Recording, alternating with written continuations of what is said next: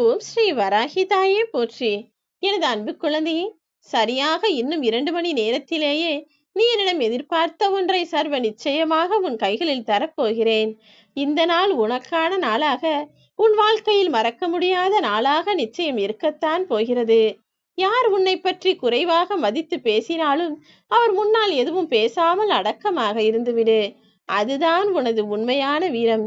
யாராவது உன்னை உண்மையாகவே புகழ்ந்து பாராட்டி பேசும்போது கூட கொஞ்சம் கவனமாக எச்சரிக்கையோடு நடந்து கொள்ளேன் செல்லமே. அது உனது விவேகம். இப்படித்தான் வீரத்தோடும் விவேகத்தோடும் மனிதர்களை எதிர்கொள்ள வேண்டும் என்பதை புரிந்து நடந்து கொள். உன் செயல்கள் எதுவாக இருந்தாலும் அதை எப்போது முழு ஈடுபாட்டோடு திருப்தியாக நீ செய்தால் போதும். நிச்சயம் உன் வாழ்க்கையும் அர்த்தமுள்ளதாக மாறும். உனது செயல்களும் உனக்கு வெற்றியை கொடுக்கும். இந்த உலகத்தில் எத்தனை கோடி மனிதர்கள் இருக்கிறார்களோ அவர்கள் தான் செய்ததுதான் சரி என்று நியாயம் பேசிக்கொண்டுதான் இருப்பார்கள். ஏதாவது நீ தவறு செய்து விட்டாய் என்று சொன்னால் கூட அவர் அதை சொன்னார், அதைத்தான் தான் நான் இதை செய்தேன், அவர் இதை செய்தார், அதனால்தான் நான் இப்படி செய்தேன் என அவர் செய்த செயலுக்கெல்லாம் ஒரு காரணத்தை கண்டுபிடிக்க கூடியவராகவும் சொல்லக்கூடியவர்களாகவும் தானே மனிதர்கள் இருக்கிறார்கள். நீ ஏன் தவறு செய்தாய் என்று கேட்டால் இதன்தான் காரணம் என்று யாரும் சொல்வதில்லை. அவர் அதை செய்ததால் நான் இதை செய்தேன் என்று சொல்லக்கூடிய மனிதர்கள் எப்படி நியாயவாதியாக இருப்பார்கள் என்று சொல்ல முடியும்? யார் எப்படி வேண்டுமானாலும் இருந்துவிட்டு போகட்டும் என் செல்லமே. எனது அன்பு பிள்ளையான நீ நான் சொல்வதை கேட்டு உன் வாழ்க்கையில் எல்லா விஷயங்களையும் சரியாய் சிறப்பாய் செய்து வருகிறாய். இனிமேலும் அதே போல உன் வாழ்க்கையை வாழப்பார். உனக்கு தேவையான எல்லா விஷயங்களையும் சரியாக முறையாக நிறைவாக நான் செய்து கொடுப்பேன். ஒருபோதும் யாரிடத்திலும் கடுஞ்சொற்களை பேசிவிடாதே என் செல்லமே. கடுஞ்சொல் பேசுபவர்கள் கடும் சொற்களால் தான் தாக்கப்படுவார்கள். சுடு சொற்கள் நிச்சயமாக மனிதர்களின் மனதில் துன்பத்தை தான் தரும். அடிக்கு அடி திரும்பி அடிக்கப்படும் என்பதை புரிந்து கொண்டு யாரும் எவ்விடத்திலும் யாரையும் காயப்படுத்தும்படி நடந்து கொள்ளாமல் உன் வாழ்க்கையை அமைத்துக்கொள். மனிதன் சிறப்பாக வாழ வேண்டும் என்று எண்ண வேண்டுமே தவிர வாழ்ந்து என்ன பயன் என சலித்து கொள்ளக்கூடாது. வாழ்தல் என்றால் சாப்பிட்டும் தூங்கியும் வாழ்நாளை வாழ்வது மட்டும் கிடையாது. இந்த உலகமே நிலையற்றது என்பதை உணர்ந்து கொண்டு வாழ்க்கையில் நிலையான நல்ல செயல்களை செய்து மற்றவர்கள் உள்ளம் மகிழும்படி மற்றவர்களுக்கு உதவியையும் செய்ய வேண்டும் என் செல்லமே. உண்ணுவதும் மகிழ்வதும் உடுத்துவதும் மட்டுமே வாழ்க்கை கிடையாது என்பதை யார் ஒருவர் புரிந்து கொள்கிறார்களோ அவர்கள் நிச்சயமாக என் அருளை பெற்றவர்களாகவும் என் ஆசீர்வாதங்களை பெற்றவர்களாகவும் தான் இருப்பார்கள்.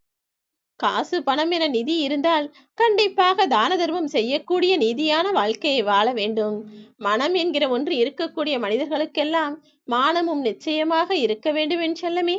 தனம் என்கிற ஒன்று வீட்டில் இருந்தால் அவர் தான தர்மம் செய்பவராக இருக்க வேண்டும். இந்த மூன்றையும் வைத்துக் கொள்ளக்கூடிய உயர்ந்த மனிதனாக நீ வாழ வேண்டும் என்பதுதான் எனது விருப்பம். இதையும் தாண்டி ஒரு சில விஷயங்களை நீ இழந்து விட்டாய் என்பது எனக்கு தெரியும். நீ இழந்த ஒன்றையே நினைத்து கவலைப்பட்டு கொண்டிருக்காமல் அதை ஏதோ ஒரு காரணத்தோடு தான் உன் வராகியம்மா நீ இழக்கும்படி செய்துவிட்டேன் என மனதிற்குள் தைரியத்தை வரவழைத்துக் கொண்டு நீ இழந்த ஒன்றை தானம் செய்ததாக நினைத்துக்கொள். தான தர்மம் செய்தால் என்ன பலன் கிடைக்குமோ அதற்கும் அதிகமாக பல மடங்கு பலனை நான் உனக்கு நிச்சயமாக கொடுப்பேன். முன்னேறி போய்கொண்டே இரு என் செல்லமே. முறையற்ற ஒரு செயலை செய்துவிட்டோமோ என நீ தடுமாறி யோசித்துக் கொண்டே திரும்பி பார்க்க வேண்டாம். என்ன நடந்தாலும் எதையும் கண்டுகொள்ளாமல் நீதி நேர்மை நியாயமான நல்வழியில் நீ முன்னேறி போகப்பார். உனக்கு துணையாய் நான் இருக்கும்போது நீ கவலை கொள்ள அவசியமே இல்லை. இந்த காலத்தில் இருக்கக்கூடிய மனிதர்கள் எல்லாரும் உடல் நோயை கூட தாங்கிக் கொள்கிறார்கள். ஆனால் மனநோயை தாங்கிக் கொள்ள முடியாமல் வருத்தமும் வேதனையும் உளைச்சலும் உள்ளாகிறார்கள் என்பதை நான் பார்த்து கொண்டுதானே இருக்கிறேன். நான் எத்தனையோ முறை சொன்னாலும் கூட நீங்கள் ஏன் தான் இந்த துன்பத்தையும் துயரத்தையும் விடாமல் விடாப்பிடியாக மனதிற்குள் சுமக்கிறீர்கள் என்பது எனக்கு புரியவில்லை. நான் தான் உங்களுக்காக இருக்கிறேன் அல்லவா? அத்தனை கஷ்டங்களையும் கவலைகளையும் என் பொறுப்பில் விட்டுவிட்டு நிம்மதியாக வாழ்வதை விட உங்களுக்கு வேறென்ன வேண்டும்? தேவையில்லாமல் பிடிவாதம் பிடித்து தான் சொல்வதுதான் சரி என்று பேசக்கூடிய மனிதர்களிடம் போய் நீ வாதாட அவசியமே இல்லை. அதைவிட ஒரு சிலர் தான் எடுத்த முடிவுதான் சரி என்று விவாதித்துக் கொண்டே இருப்பார்கள். அப்படி உன்னை பற்றி முழுவதுமாக புரிந்து கொள்ளாத மனிதர்களிடம் போய் ஏன் நீ வாதாடிக்கொண்டே இருக்க வேண்டும்? எதையும் கண்டுகொள்ளாமல் உன் வாழ்க்கை எதுவோ உனது செயல் எதுவோ உனது முன்னேற்றம் எந்த பாதையில் இருக்கிறதோ அதை பார்த்து போய்கொண்டே இரு. உன் எண்ணங்களாக இருந்தாலும் சரி செயலாக இருந்தாலும் சரி எதுவும் யாருக்கும் எந்த வகையிலும் துன்பம் தருவதாக இல்லாமல் பார்த்துக்கொள் என் செல்லமே. எப்போதும் நீ எல்லாருக்கும் நல்லது செய்யவில்லை என்றாலும் பரவாயில்லை, கெட்டதை செய்யாமல் நன்மையையும் ஆறுதலையும் தரக்கூடிய வகையில் நடந்து கொள். நீ இதற்கு முன்பாக தவறுகள் செய்யாமல் இருந்தால் இன்று நீ இருக்கும் நிலையை நிச்சயமாக அடைந்திருக்க மாட்டாய். இப்போது நீ அனுபவிக்கும் கஷ்டமும் கவலைகளும் பிரச்சனைகளும் எல்லாமே இதற்கு முன்ஜென்மத்தில் நீ செய்த தவறுகளாலும் கர்ம வினைகளுமால்தானே வந்தது. இனிமேலாவது உன் வாழ்க்கையின் வழிகாட்டலாக நான் இருப்பதை புரிந்து கொண்டு நான் சொல்லக்கூடிய வகையில் நியாயமாக உன் வாழ்க்கையை வாழப்பார். துன்பங்களை அழிக்க வேண்டுமானால் நீ தூய வாழ்க்கை வாழத்தான் வேண்டும்.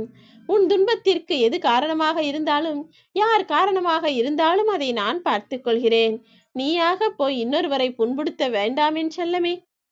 உன்னை விட மேலான அல்லது உன்னை போன்ற அறிவுள்ள நண்பர்களை ஒருவன் அடைய முடியாவிட்டால் அவன் தன்னந்தனியே உறுதியாக இருந்து விடட்டும். நீ உன் வேலைகளை பார்த்து கொண்டிரு. மனம் பண்படாத மனிதர்களிடமிருந்து உனக்கு எந்த உதவியும் கிடைக்காது. உனக்கான உதவியை செய்ய உன் வராகியம்மா நானே உன்னை தேடி வந்துள்ளேன். நீ எதிர்பார்த்ததை, நீ என்னிடம் கேட்டதை சர்வ நிச்சயமாக உன் கைகளில் தரத்தான் போகிறேன். தீய எண்ணம் கொண்ட கெட்ட மனிதர்களோடு நீ ஒருபோதும் நட்பு வைத்துக் கொள்ளாதே என் செல்லமே. அதே போல அற்ப மனிதர்களோடும் நீ ஒருபோதும் இணங்கவும் வேண்டாம். நேர்மையுள்ள நல்லவர்களோடு நீ நட்பு கொண்டால் போதுமானது. மேன் மக்களோடு தான் நீ எப்போதும் சேர்ந்து பழக வேண்டுமே தவிர கெட்ட எண்ணம் கொண்டவர்களோ அல்லது சூழ்ச்சி செய்பவர்களிடமோ நீ ஒருபோதும் சேரவும் வேண்டாம், பழகவும் வேண்டாம். உனக்கு தேவையில்லாத கோபத்தையும் செருக்கையும் கைவிட்டு விட்டு உன் வராகியம்மா நான் சொல்கிற வழியில் உனது வாழ்க்கையை அமைத்துக் கொள்வாயா? எல்லா விஷயங்களும் என்னுடையது என்று நினைப்பவனுக்கு தான் துன்பங்கள் வரும். எது எப்போது எப்படி நடக்க வேண்டும் என என் வராகி அம்மாக்கு தெரியும் என அத்தனை பொறுப்பையும் என் பொறுப்பில் விட்டுவிடு. உன் வாழ்நாளில் நீ செய்யக்கூடிய விஷயங்கள் எல்லாவற்றையும் நீ திருப்தியோடு செய்தாலே போதும். அதன் மூலமாக உன் வாழ்க்கை அர்த்தமுள்ளதாக மாறும் என் செல்லமே. நீ இனி கவலை கொள்ளவே தேவையில்லாத அளவிற்கு உன் விருப்பங்களையெல்லாம் நிறைவேற்றுவதற்காக நான் வந்துவிட்டேன். இனி ஒருபோதும் நீ எதை நினைத்தும் வருந்தாதே. உன்னுடைய தேவை என்ன என்பது எனக்கு தெரியும். உன்னுடைய விருப்பம் என்ன என்பதும் எனக்கு தெரியும். அது எல்லாவற்றையும் அப்படியே உனக்காக நான் செய்து கொடுக்கிறேன். நன்றாக பேசி பழகுபவர்கள் எல்லாம் நல்ல மனிதர்கள், அவர்கள் உனக்கு நல்லதையே செய்வார்கள் என ஒருபோதும் நம்பாதே. ஏனெனில் யார் எப்போது எப்படிப்பட்டவர்களாக மாறுவார்கள் என யாராலும் சொல்ல முடியாது என் செல்லமே. உன்னை சுற்றி இருக்கக்கூடியவர்களும் மனிதர்கள் தானே. அவர்களுக்கும் சந்தர்ப்ப சூழ்நிலைகள் மாறலாம். வருத்தங்களும் வேதனைகளும் பிரச்சனைகளும் வரலாம். அதனால் எப்போதும் எல்லாரிடத்திலும் கொஞ்சம் கவனமாக விழிப்புணர்வோடு நடந்து கொண்டால் அது உனக்கு தானே நல்லது. மற்றவர்களுக்கு உண்மையாகவும் நல்லவனாகவும் இருக்க முயற்சிப்பதை விட்டுவிட்டு உன் மனசாட்சிக்கு உண்மையாகவும் நேர்மையாகவும் நடந்து கொள். உன் மனமாக நான் இருந்துதானே வழிகாட்டுகிறேன். உன் மனம் சொல்லக்கூடிய வழியில் நீ நியாயமாக வழியை வாழ்ந்தாலே போதும். எல்லாம் நல்லபடியாக உனக்கு நடக்கும். ஓம் வராகி.